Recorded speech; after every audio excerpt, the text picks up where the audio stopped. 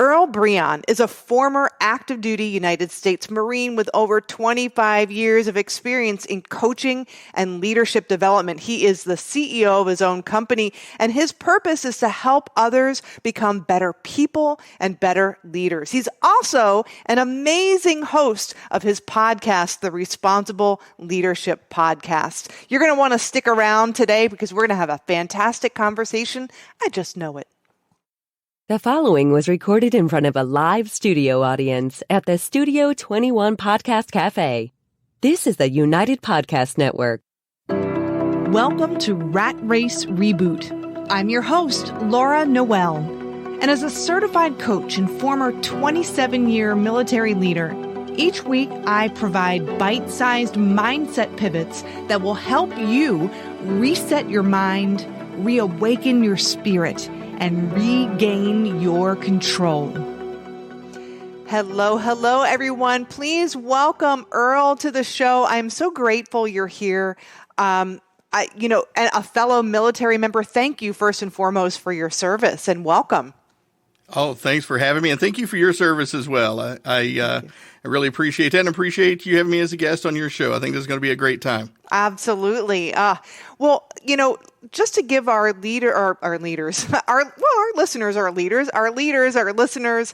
some context, would you mind just sort of sharing your journey? How did you transition from your military career into this leadership aspect of development that you're doing right now? Thank you for that. It's a great question. Great place to start. It's at the beginning, right? So, as I mentioned, and I say my title, former active duty United States Marine, on purpose, right? I don't like to leave it as just veteran, because, we live in a time right now where there's a lot of combat veterans, and I like to distinguish myself from that because, that's not me. My career was cut short by the anthrax vaccine, and I was able to get out and transition into a federal civilian service job. But it was that time in the military and transitioning into federal civilian service where I started seeing a lot of leadership shortfalls. And it made me realize that not everybody gets exposed to leadership development in the same way that we do. We were taught these things, and I'm sure you were familiar with these a little bit there, the 11 leadership principles. And so when I got into the federal civilian service and I started seeing all this leadership lacking around me, I thought to myself, hey, Earl, you have some knowledge that you can pass on. And so I started developing leadership training, trying to help at the local level. And that would lead to, going up the chain there a little bit. And as I got better known for this type of training, I had someone actually tell me, say, you know what, Earl, you're pretty good at this. Have you ever thought about, doing it kind of private? And I said, no, not really. I enjoyed, where I worked. I enjoyed helping those around me become better. And I had a few people start saying that. And I'm a firm believer that, when the universe starts sending you messages, you should listen. Yeah. And so that started my kind of transition to building up the Leadership Phalanx, my company, and setting that, setting that product out into the private sector market. And that's a journey I've been on now for a few years. And it's starting to finally bear some fruit. That's so wonderful. And I love that, you were already following your passion and you were guided to share this information with people. And you were open when somebody kind of suggested to you, hey, have you ever thought about doing this as your business, as your work? You're already doing this. You were open to it. And, there's so many people who get those messages from the universe, right? Or our intuition, and they're not open to it. No, I couldn't do that. I'm in this job, and then they continue forward and they keep getting that little push or that little nudge. And eventually they listen, or maybe not, and maybe they missed the boat, but you didn't. You listened to that inner wisdom and that inner guidance. So I love that for you and for your clients. Yeah, no, thanks. And again, I wish it was, me listening on the first try, but it took a little bit of poking and prodding, I'll be honest, because, being in federal employment, we do have great benefits. We have great pay. And then transitioning, there's a lot of ethics rules that I had to follow behind that. And so the scary part for me was essentially starting from scratch, right? Although I had this 25 years of experience, I couldn't use any of it because it was all as a federal employee. And so it was kind of off limits. I couldn't have personal gain from stuff I did on taxpayer time. And so it was really starting from scratch that was kind of the scary part for me. But, like I said, it's been a struggle kind of establishing myself a little bit, but it's really starting to pay off now. That's so wonderful. And, a lot of our listeners here and my clients too, I mean, we talk about goal setting and persistence. I always bring up, of course, my mentors' work, Bob Proctor, Napoleon Hill, and the importance of being persistent and that paying off. So, I put you on the spot a little bit here, but what were some of the challenges that you had to navigate through and push through for your own growth to get you to this point now where your work is bearing fruit? And, that's awesome.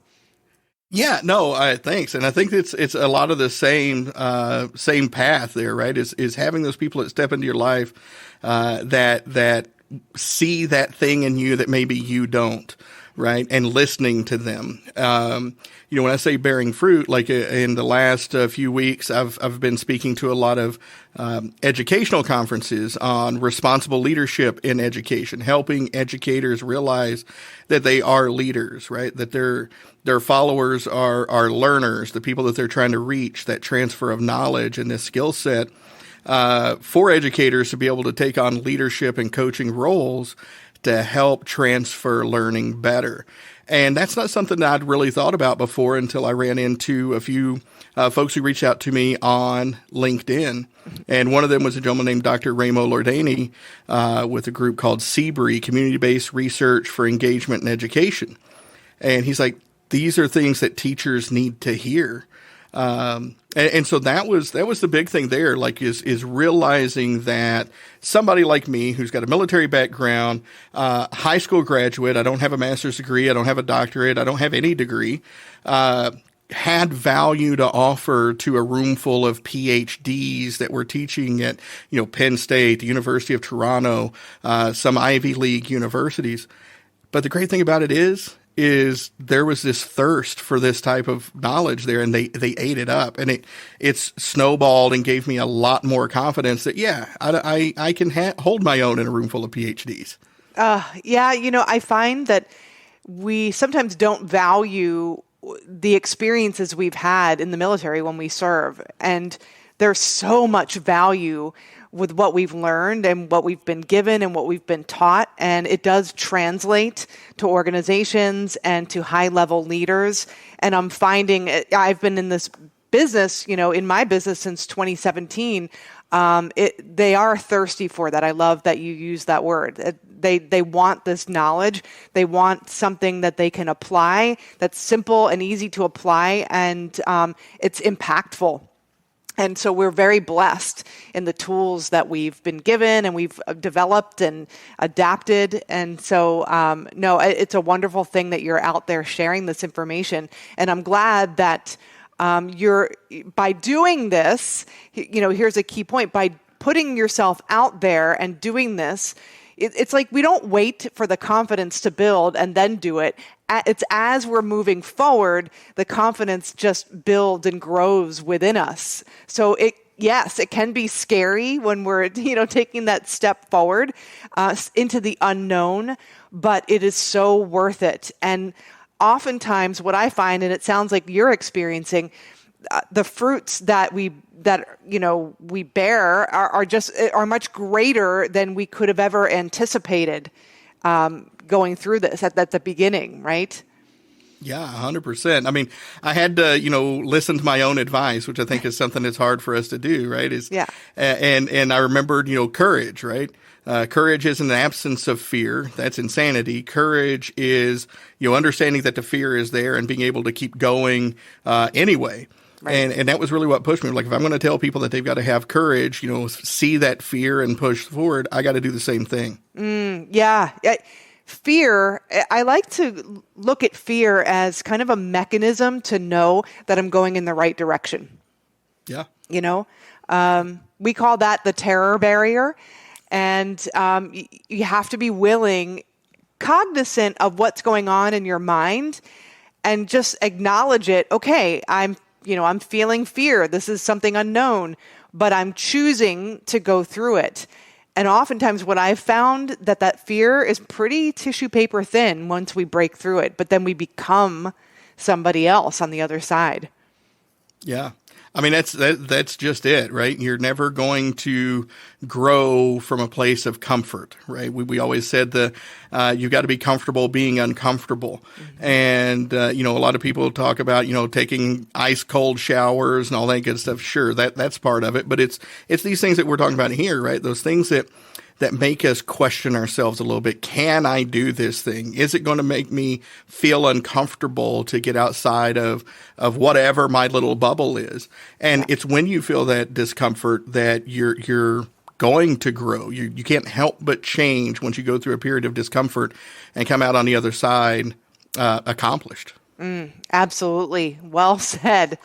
Well, with your coaching and your teachings, you had mentioned on your website and in conversation, a big part of what I truly value here and what I try to bring home to our audience is this idea of leveraging the talents of other people. And a big part of that is diversity. So how do you bring diversity into your practice? And specifically, you talk about cognitive diversity, which is also very important.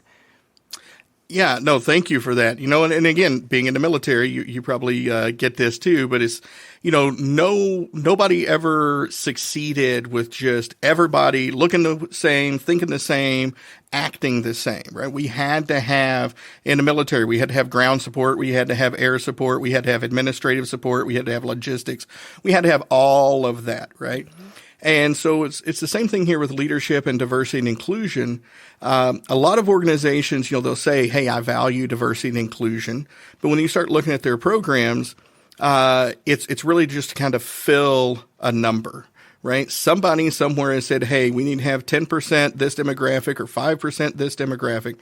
But nobody ever asks the question, why? And nobody ever understands how to pull those people in. I shouldn't say nobody.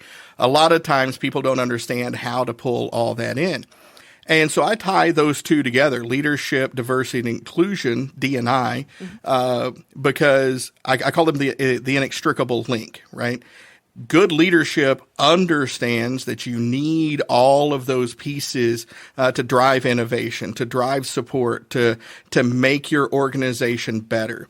And one of the reasons I focus on cognitive diversity is because it's very easy to get lost along those kind of traditional diversity metrics: age, sex, race, religion, the protected classes. But it's also very easy to fill those slots with people who think just like you, right? Yep. And that can be very, very dangerous. So you not only want the traditional diversity metrics, but you want people who can think differently. And that's one of the places where I feel like I do provide quite a bit of value to the teams that I work with, is because I am, again, the high school graduate, and that's it. I don't think about things in that very critical, analytical, like PhD level type of thinking. I can think about it kind of as a user. And those are the people, when I talk about cognitive diversity, I encourage people to bring those people onto their team. Go bring the janitor into a conversation, right? If nothing else, they're going to give you feedback as a user. Bring the administrative folks in. Let them give you the feedback from their perspective. And so cognitive diversity, that diversity of thinking, of being able to look at a complex problem from an angle that you probably aren't going to see because you're too close to it, that is so valuable in problem solving and innovation. Yeah, I 100% agree. I mean, even in some organizations where we've done like a Cantor profile, where we have an understanding of people's motivations and how they operate in the context of a group. For example, I had a strong bystand, which means not that I'm lazy and I bystand, but I'm one of those people that I'll kind of sit in the room and listen to all the sides and be able to kind of create links. But then there's other people who they're predominantly a move. So they want to, they're ready to take action and move.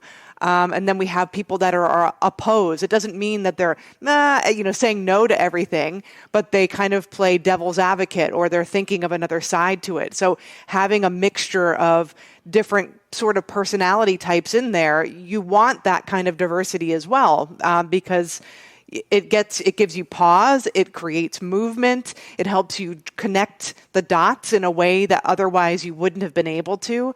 And that's why it's so important to have somebody, a coach or a consultant in the organization to help people create the space for this and the psychological safety to make it happen. So I love that you're thinking of these things as well. Yeah. No, and I love that you mentioned psychological safety, and especially the people that push back, because that's the one piece where I see a lot of leaders get uncomfortable with. They have the one person who is always pushing back, and they want to label them as rebellious or whatever. And to me, that's one of the most valuable people on the team, is the person who is willing to push back and make you think a little bit harder about the problem. So I say value those people that push back, because I think one of the biggest danger signs for a leader is if you walk into a room and everybody's telling you everything's perfect and all of your ideas are the best, you probably need to start looking for a different room to be in. Yeah. Yeah. And, I'm thinking about that person that might be labeled as kind of a problem. If we go beyond what they're saying, or the fact that maybe they're disagreeing and they're bringing up, some item for dissent, why are they bringing it up? What's their objective? What are their needs, challenges, and objectives? And so if we can get a deeper understanding of that, we can get beyond the surface level of a disagreement and then really start to drill down on what's going on here and how can we make this better? How can we advance this even further? Yeah. And again, that's the value, right? Is getting those people to be able to help push the solution a little bit further. Kaizen, continuous improvement for good. Who's the person that says, hey, this thing we're doing right now is fantastic, but if we make this little tweak, it could be even better. Yeah. So true. Well, how do you work with clients? How do people begin their journey? Do you work with like groups or individuals? Give us a little bit of an overview of how that operates. So I'm going to give you a very military sounding answer, and I'm just going to say yes, right? That's the great thing, right? Is I was making this transition and I was looking at programs. I came across this piece of data from 2012, and it asked a lot of questions, but two of them were, what is the age that you receive your first leadership training? And what is the age that you were first put in a leadership role? And what they found out was there was somewhere about a 10 to 12 year gap from when you were promoted until you got your first bit of training. So as I'm putting my program together, I'm thinking very much of the military and how we started on day one with leadership development. And that's what these shields of the Leadership Phalanx really are kind of a civilianized version of those 11 leadership principles we started with, because I can take those and they're foundational elements. So I can work with an individual with these and get great results. I can work as an entry-level program and give you a great baseline leadership development program for your organization. And then we can go and move our way up the chain through your mid-level managers into your C-suite using these same 11 shields as that foundation, but building more complexity onto the scenarios and the situations. So that's kind of what I can do is we can do one-on-one coaching and working with these shields.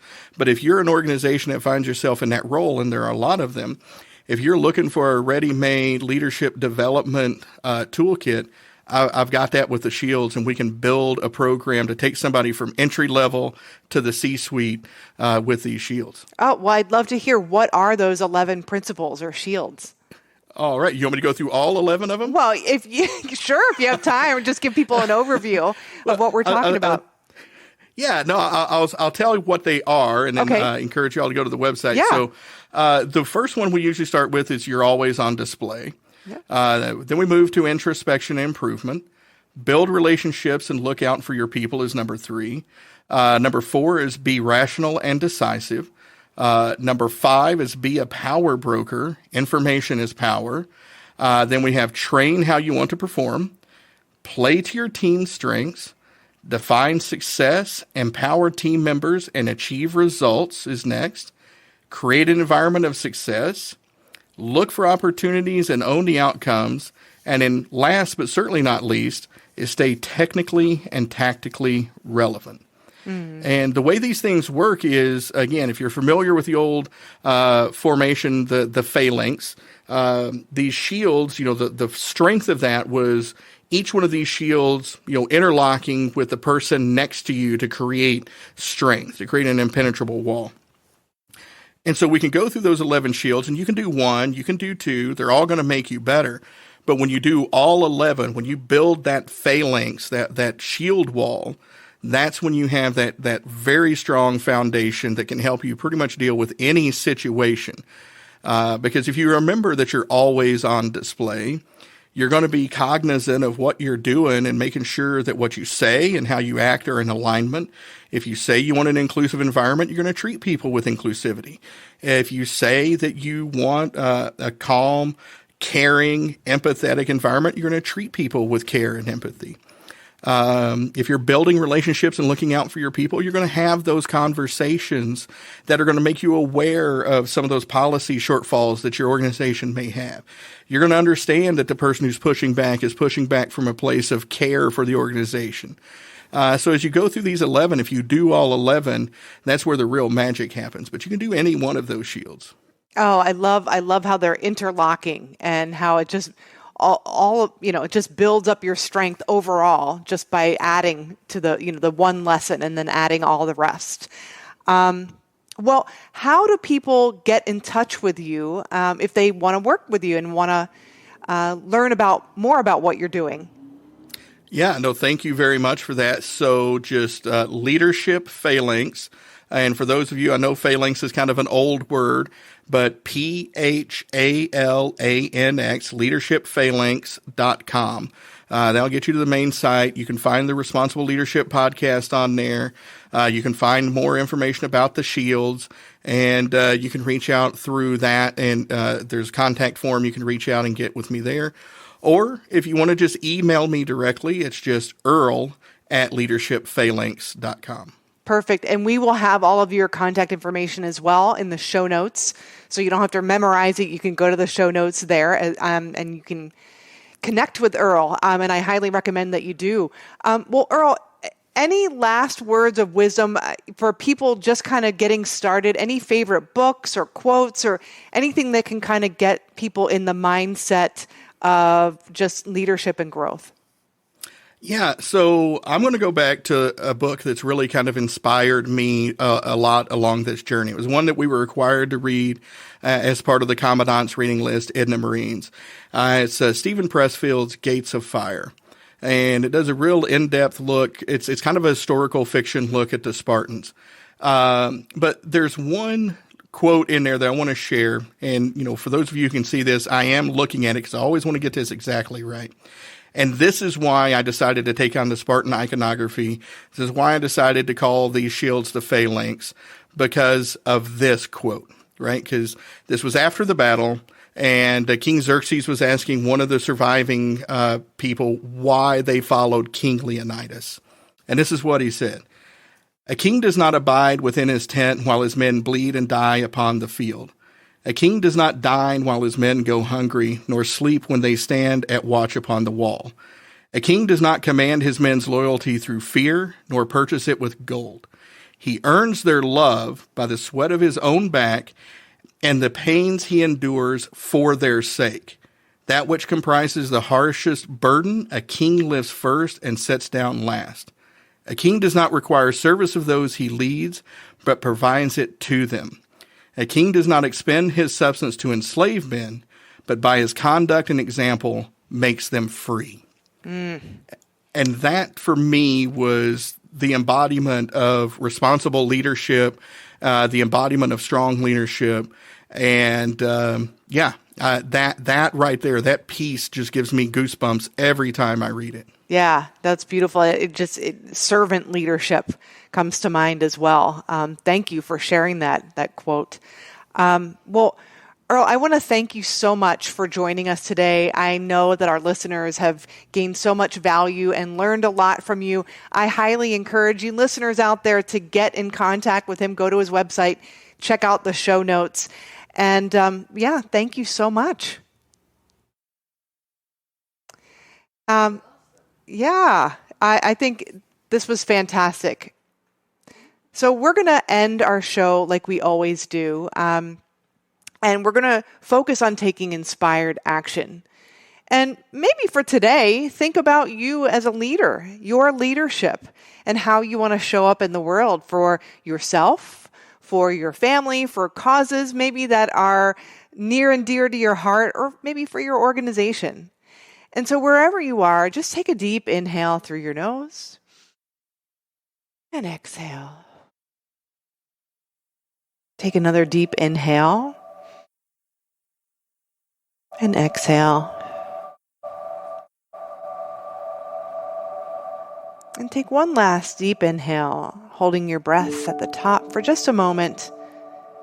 And then exhaling any signs of tension. Letting go. And knowing that you have right here, right now.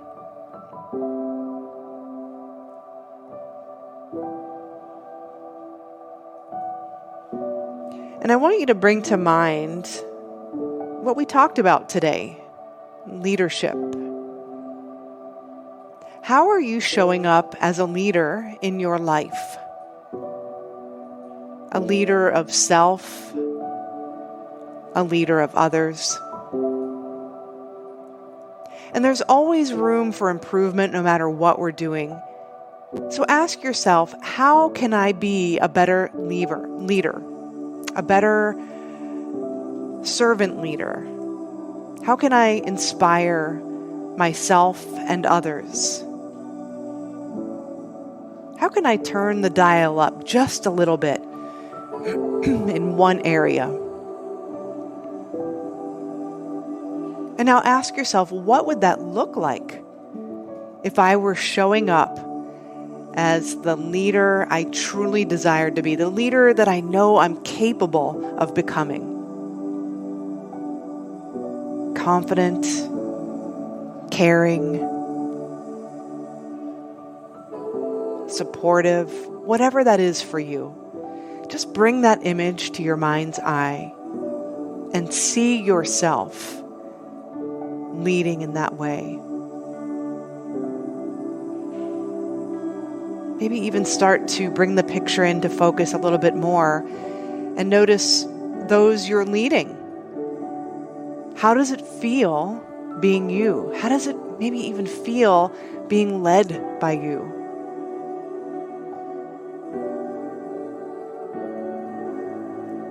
What are you able to accomplish together?